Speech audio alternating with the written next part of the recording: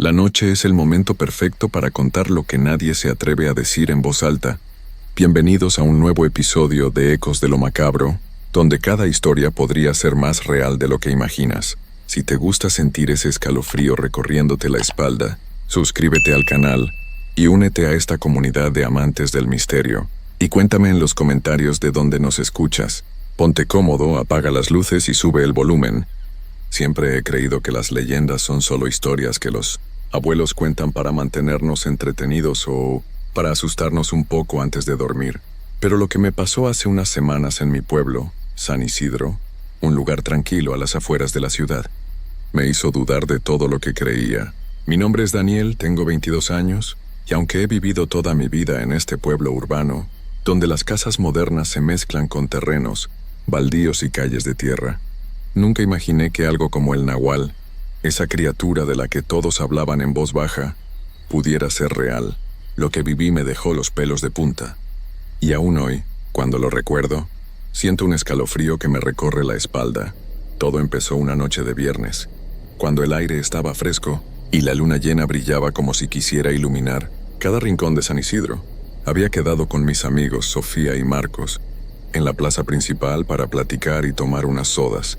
La plaza es el corazón del pueblo, con su kiosco viejo, bancas de metal y un par de faroles que apenas alumbran. Siempre nos reuníamos ahí porque, aunque el pueblo ha crecido con fraccionamientos nuevos y tiendas de conveniencia, la plaza sigue teniendo ese aire antiguo, como si el tiempo no hubiera pasado por ahí. Esa noche, sin embargo, algo se sentía diferente. Había un silencio extraño, como si los grillos y los perros del vecindario hubieran decidido callarse de repente. Mientras charlábamos, Sofía empezó a contar una historia que le había oído a su abuela. Habló del Nahual, una criatura de la que todos en el pueblo habíamos escuchado alguna vez.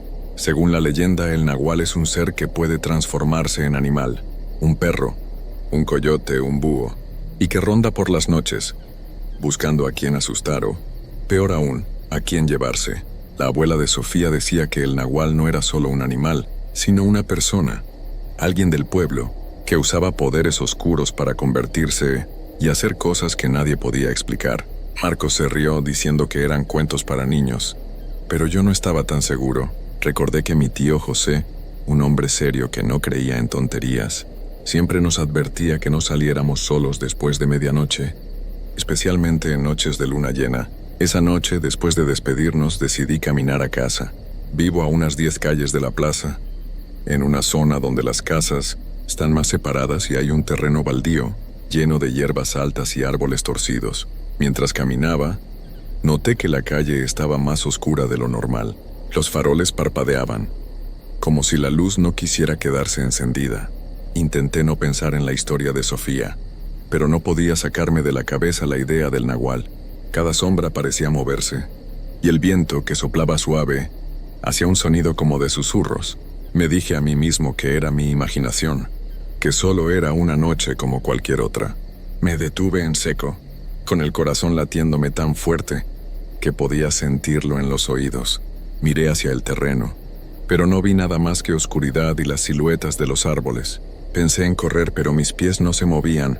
Fue entonces cuando vi algo entre las hierbas. 2 ojos brillantes, como brasas que me observaban fijamente. No era un perro, no era un gato. Era algo. Entonces lo escuché, un aullido bajo, casi como un lamento que venía del terreno baldío. Más grande, algo que no se movía como un animal normal. Las piernas me temblaron, pero logré dar un paso atrás. Los ojos no se movieron, solo me seguían como si supieran quién era. Corrí sin mirar atrás, con el sonido de mis pasos resonando en la calle vacía. Cuando llegué a casa, cerré la puerta con llave y me asomé por la ventana.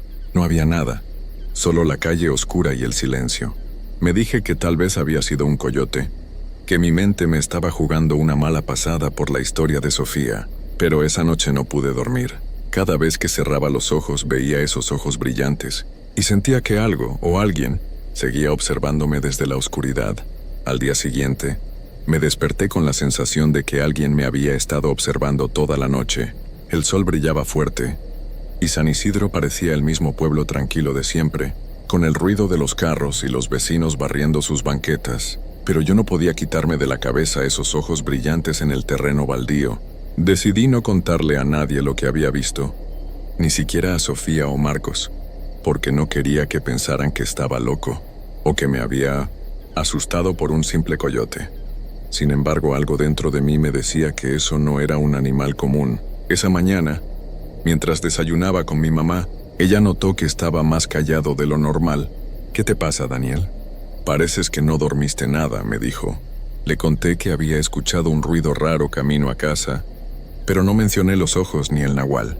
Ella frunció el ceño y me dijo que tuviera cuidado, que últimamente la gente del pueblo estaba nerviosa porque habían visto cosas extrañas por las noches. «No salgas tan tarde, mijo. Este pueblo no es el mismo de antes», me advirtió. Sus palabras me pusieron más inquieto, pero traté de no darle importancia. Por la tarde fui a casa de Sofía para devolverle un libro que me había prestado. Ella vive cerca de la plaza, en una calle llena de casas viejas con muros de adobe. Cuando llegué, la encontré en el patio ayudando a su abuela a regar las plantas. La abuela, doña Rosa, es una señora mayor con el cabello blanco y unos ojos que parecen ver más allá de lo que uno dice.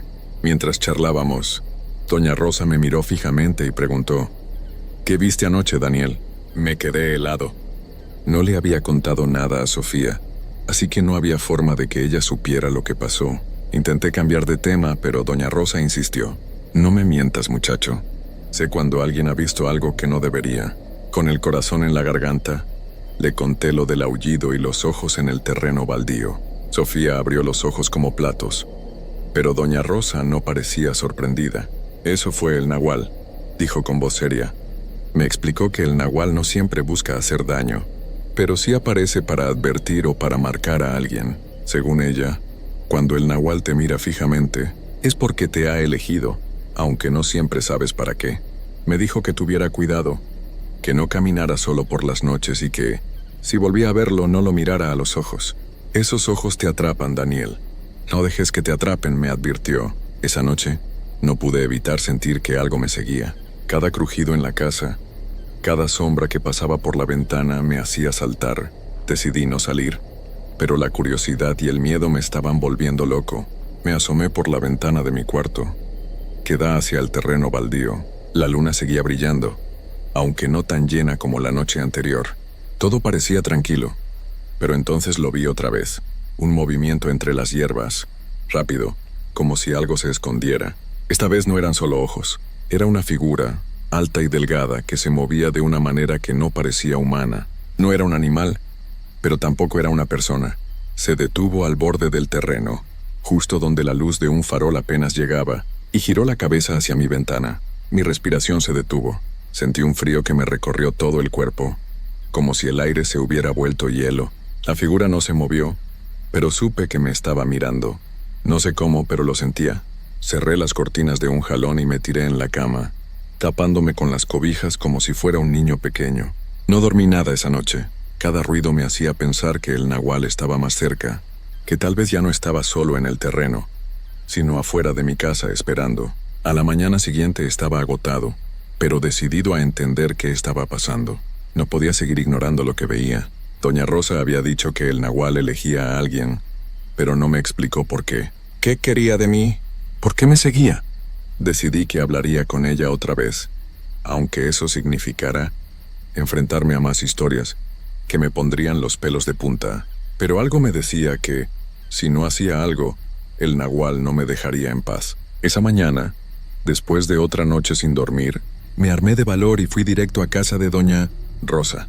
No podía seguir viviendo con ese miedo que me apretaba el pecho cada vez que oscurecía. San Isidro, con sus calles polvorientas y sus casas de colores, parecía un lugar normal bajo el sol, pero yo sabía que algo oscuro se escondía en las sombras. Cuando llegué, doña Rosa estaba en su mecedora, tejiendo una bufanda como si nada. Sofía no estaba, así que éramos solo la abuela y yo. Le conté lo que vi la noche anterior, la figura alta y delgada, el frío que me paralizó, la sensación de que algo me observaba desde el terreno baldío. Ella dejó de tejer y me miró con esos ojos que parecían atravesarme. «El nahual te ha marcado, Daniel», dijo con voz baja, como si temiera que alguien más escuchara. Me explicó que según las historias de su familia, el nahual no siempre era malo, pero siempre tenía un propósito. A veces aparecía para proteger el pueblo de algo peor. Otras veces, buscaba a alguien para que llevara un mensaje o cumpliera una tarea. Pero también puede ser un castigo, añadió, y sus palabras me helaron la sangre. Me dijo que si el nahual me seguía, era porque algo en mí lo había atraído. ¿Has hecho algo que no debías, muchacho? ¿Algo que te pese en el corazón?, preguntó. Me quedé callado. No era perfecto, pero no recordaba haber hecho nada tan grave como para que una criatura así me persiguiera. Doña Rosa me dio un amuleto, una pequeña bolsa de tela con hierbas y un pedazo de obsidiana. Llévalo contigo siempre y no salgas solo de noche. Si lo ves otra vez, no corras. Enfréntalo, pero no lo mires a los ojos. Habla con él, pregúntale qué quiere. Sus palabras me sonaron absurdas. ¿Hablar con el nahual? Pero la seriedad en su rostro me hizo prometer que lo intentaría. Me advirtió que si no descubría qué quería el nahual, no me dejaría en paz. Esa noche me quedé en casa, con el amuleto colgado al cuello. Intenté distraerme viendo televisión, pero no podía concentrarme.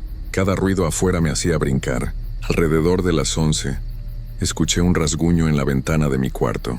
Mi corazón se aceleró, pero recordé las palabras de Doña Rosa. Con las manos temblando, tomé una linterna y abrí la cortina.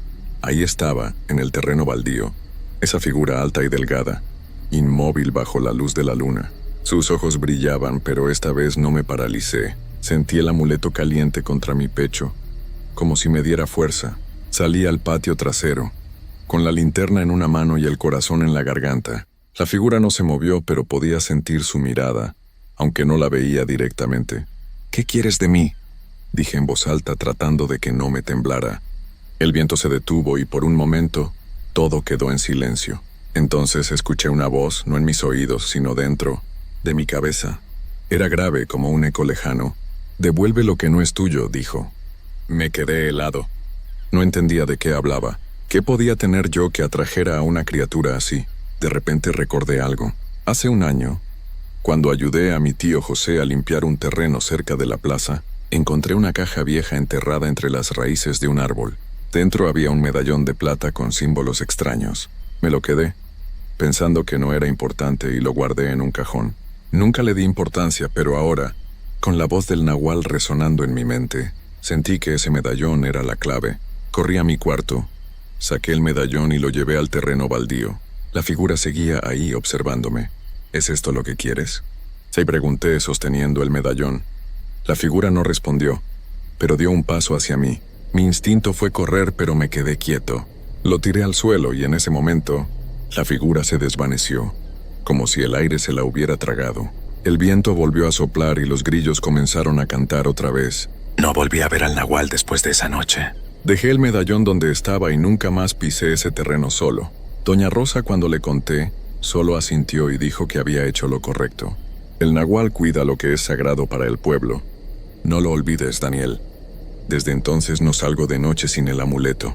Y cada vez que paso por el terreno baldío, siento un escalofrío, como si algo aún me observara. No sé si el nahual se fue para siempre o si solo está esperando, pero una cosa es segura: nunca volveré a tomar algo que no me pertenece.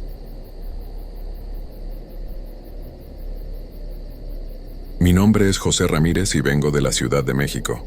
Pero lo que les voy a contar me pasó hace 3 años, cuando fui a visitar a mi prima, Esperanza, en Santa Rosa de los Pinos, un pueblito perdido entre los cerros de Oaxaca. Esperanza vivía ahí desde que se casó con don Roberto, un hombre mayor que tenía una pequeña tienda de abarrotes en el centro del pueblo. Llegué un viernes por la tarde en el único autobús que pasaba por ahí. El pueblo era tan pequeño que tenía apenas una calle principal de tierra y unas 20 casas dispersas por las laderas. Todo mundo se conocía, y cuando bajé del autobús con mi mochila, ya había 3 o 4 personas mirándome con curiosidad desde sus puertas. Esperanza me recibió con mucho cariño. Hacía años que no nos veíamos, y me dijo que era una bendición que hubiera ido a visitarla porque se sentía muy sola en ese lugar. Don Roberto era buena persona, pero trabajaba todo el día y por las noches se quedaba dormido temprano viendo la televisión. La primera noche cenamos quesadillas con salsa verde que había hecho mi prima. Mientras comíamos me contó sobre la vida en el pueblo. Todo era muy tranquilo, decía, pero había algo que la tenía inquieta desde hacía varios meses. ¿Sabes qué, José?, me dijo bajando la voz aunque estábamos solos en la cocina. Aquí en el pueblo está pasando algo muy raro. La gente está muy nerviosa y ya nadie sale de noche. Le pregunté qué era lo que pasaba y Esperanza miró hacia la ventana como si alguien pudiera estar escuchando. Es por la mujer del cerro, me dijo. Empezó hace como 6 meses. La gente dice que por las noches aparece una mujer vestida de blanco, caminando por el cerro que está atrás del pueblo. Al principio pensamos que era Doña Refugio, la señora que vive sola en la casa más alta, pero Doña Refugio dice que no es ella. Me dio un poco de risa la historia. En la ciudad uno escucha tantas cosas raras que ya no les hace caso, pero mi prima se veía realmente preocupada. ¿Y qué tiene de malo que una mujer camine por el cerro?, le pregunté. Esperanza se acercó más a mí y siguió hablando en voz baja. El problema es que esa mujer no es normal, José. Miguel, el hijo de Doña Carmen, la vio hace un mes. Dice que estaba parada en una piedra muy grande que hay hasta arriba del cerro, como a las 2 de la mañana. La luna estaba llena y se veía clarito. Miguel regresaba de casa de su novia que vive en el pueblo de al lado, y cuando vio a la mujer se quedó parado para verla mejor. Mi prima hizo una pausa y tomó un trago de agua antes de continuar. Miguel dice que la mujer tenía el pelo muy largo y suelto, y que su vestido blanco brillaba como si tuviera luz propia, pero lo más raro es que no se movía nada. Ni el pelo ni el vestido, aunque esa noche había mucho viento. Se quedó viendo como por 5 minutos y la mujer nunca se movió ni un poquito. ¿Y luego qué pasó?, le pregunté, ahora sí un poco más interesado. Miguel dice que de repente la mujer volteó a verlo. Aunque estaba muy lejos, él sintió como si lo estuviera viendo directo a los ojos. Se asustó tanto que corrió todo el camino hasta su casa. Al día siguiente le contó a su mamá y Doña Carmen le dijo que mejor no saliera. De noche, Esperanza se levantó a lavar los platos y yo me quedé pensando en la historia. Sonaba como las típicas leyendas que se cuentan en los pueblos pequeños, pero había algo en la forma de contarla a mi prima que me daba un poco de escalofríos. ¿Alguien más la ha visto?, le pregunté. Sí, varios. Don Esteban, el que tiene las vacas, dice que una noche estaba revisando a los animales porque una se había enfermado y vio a la mujer bajando por el sendero del cerro. Dice que caminaba muy despacio como si flotara y que cuando pasó cerca de él sintió mucho frío, aunque era una noche calurosa. Esa noche me acosté en el cuarto que Esperanza me había preparado, pero no podía dormir. La casa estaba muy silenciosa y por la ventana pequeña se veía el cerro del que me había hablado mi prima. Era una elevación no muy alta, pero sí muy empinada, llena de árboles y rocas grandes. Como a las 11 de la noche empecé a escuchar ruidos extraños. Al principio pensé que eran los perros del pueblo ladrando, pero después me di cuenta de que era como un llanto muy suave que venía de afuera. Me levanté y me asomé por la ventana, pero no vi nada. El llanto siguió por un rato y luego se fue haciendo más fuerte. Decidí salir al patio para ver si podía saber de dónde venía el sonido. La noche estaba muy oscura y apenas se veían las siluetas de las casas vecinas. El llanto ahora se escuchaba claramente y venía del cerro. Era como el llanto de una mujer, pero muy triste, como si estuviera sufriendo mucho. Me quedé ahí parado como por 10 minutos escuchando. El llanto subía y bajaba, a veces más fuerte, a veces más suave, pero nunca se detuvo completamente. Sentí que se me ponía la piel chinita y regresé rápido a mi cuarto. Cerré la ventana y me metí debajo de las cobijas, pero el llanto siguió escuchándose hasta que me quedé dormido. Al día siguiente le conté a Esperanza lo que había escuchado, y ella se puso muy pálida. Ay, José, eso es lo que todos hemos estado escuchando. El llanto de la mujer del cerro. Don Roberto dice que son solo los coyotes, pero todos sabemos que eso no suena como ningún animal. El sábado por la mañana decidí salir a caminar por el pueblo para conocer mejor el lugar. Esperanza me había dicho que fuera a la tienda de Don Roberto para que me presentara con la gente del pueblo. La tienda era pequeña, pero tenía de todo, desde refrescos y galletas hasta velas y medicinas básicas. Cuando llegué, había 3 señoras comprando y platicando sobre lo que había pasado la noche anterior. Una de ellas, doña Lupita, decía que había escuchado el llanto más fuerte que nunca y que hasta su nieta pequeña se había despertado llorando de miedo. Buenos días, les dije al entrar. Soy José, el primo de Esperanza. Las señoras me saludaron con amabilidad, pero se veían preocupadas. Don Roberto me presentó con ellas y después me llevó aparte José, tu prima me dijo que anoche escuchaste el llanto. ¿Es cierto? Me preguntó en voz baja. Le dije que sí, y él movió la cabeza con preocupación. La situación está empeorando. Antes solo la veían de vez en cuando, pero ahora el llanto se escucha casi todas las noches. La gente está muy asustada y algunos están pensando en irse del pueblo por un tiempo. ¿Nadie sabe quién puede ser esa mujer?, le pregunté. Don Roberto se acercó más a mí y miró hacia la puerta para asegurarse de que nadie nos escuchara. Hay una historia que cuentan los más viejos del pueblo, me dijo. Hace como 50 años vivía aquí una muchacha llamada Soledad. Era muy bonita y estaba comprometida para casarse con un joven de otro pueblo, pero una semana antes de la boda el muchacho no llegó. Después se supo que se había ido con otra mujer. Don Roberto hizo una pausa y siguió contando. Soledad se puso muy triste. Dejó de comer, dejó de hablar con la gente y se la pasaba todo el día llorando. Sus papás trataron de ayudarla, pero ella no quería que nadie se le acercara. Una noche salió de su casa y se fue al cerro. La encontraron al día siguiente en la piedra grande que está hasta arriba. Había sufrido una caída muy fuerte. Sentí un escalofrío cuando don Roberto terminó de contar la historia. ¿Y creen que es ella la que aparece ahora?, le pregunté. No lo sé, José, pero la descripción que da la gente de la mujer del cerro se parece mucho a cómo era Soledad. Pelo largo, vestido blanco, y siempre en la misma piedra donde la encontraron. Esa tarde ayudé a Esperanza con algunos trabajos de la casa y después nos sentamos en el patio a tomar café. Le conté lo que me había dicho don Roberto sobre Soledad, y mi prima se quedó pensativa.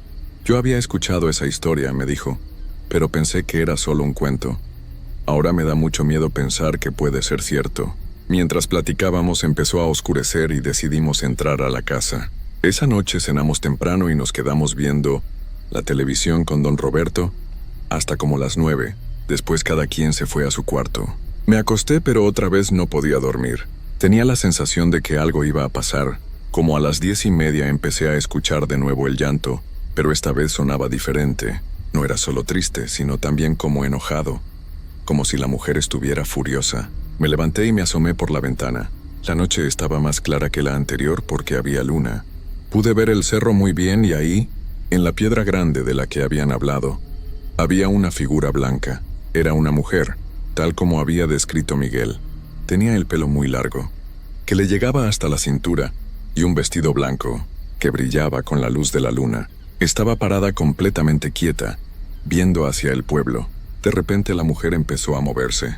Comenzó a bajar por el sendero del cerro, pero su forma de caminar era muy extraña. No tocaba el suelo con los pies, sino que parecía deslizarse sobre la tierra. Su vestido y su pelo no se movían nada. Aunque esa noche sí había viento, el llanto se fue haciendo más fuerte conforme la mujer se acercaba al pueblo. Ahora ya no sonaba triste, sino desesperado, como si estuviera buscando algo o a alguien. La vi pasar por la calle principal del pueblo, flotando más que caminando. Se detuvo frente a algunas casas, como si estuviera revisando quién vivía ahí. Cuando llegó cerca de la casa de Esperanza, sentí que se me helaba la sangre. La mujer se quedó parada frente a la puerta de entrada como por 5 minutos. Desde mi ventana podía verla perfectamente. Su cara era muy pálida y tenía los ojos completamente negros. No tenía expresión, pero de alguna manera se veía muy triste y muy enojada al mismo tiempo. De repente, volteó hacia arriba y me vio directo a los ojos a través de la ventana. Sentí como si me hubiera atravesado con la mirada. Sus ojos negros parecían 2 hoyos profundos y, por un momento tuve la sensación de que me estaba llamando, de que quería que bajara para hablar con ella. El llanto se detuvo por completo y todo quedó en silencio. La mujer siguió viéndome por lo que me parecieron horas, aunque probablemente fueron solo unos minutos. Después, lentamente, volteó y siguió su camino, por la calle hasta desaparecer, entre las casas del final del pueblo. Me quedé temblando junto a la ventana hasta que amaneció. No pude dormir nada en toda la noche. Al día siguiente le conté todo a Esperanza y a don Roberto. Ellos se pusieron muy pálidos cuando les dije que la mujer me había visto y que había estado parada frente a nuestra casa. José, me dijo don Roberto, creo que es mejor que te regrese a la ciudad hoy mismo. Esta situación está muy peligrosa y no sabemos qué es lo que quiere esa mujer. Esperanza estuvo de acuerdo. Aunque me daba pena dejarla sola, yo también tenía mucho miedo. Esa misma tarde tomé el autobús de regreso a México. Antes de irme, Don Roberto me contó que una semana después de que me fui, la mujer del cerro dejó de aparecer. El llanto se detuvo y todo volvió a la normalidad en Santa Rosa de los Pinos. Hasta la fecha, nadie sabe por qué se fue o por qué había regresado. Pero yo sí tengo una teoría. Creo que Soledad, la muchacha que se había ido al cerro hace 50 años, había regresado buscando al hombre que la había abandonado. Y creo que cuando me vio a mí, un visitante joven de la ciudad, pensó por un momento que era él. Cuando se dio cuenta de que no era la persona que buscaba, se fue otra vez. Pero a veces, cuando estoy solo en mi casa en la ciudad, todavía puedo escuchar ese llanto triste y desesperado en mis sueños. Y siempre me pregunto si algún día volverá a buscarlo.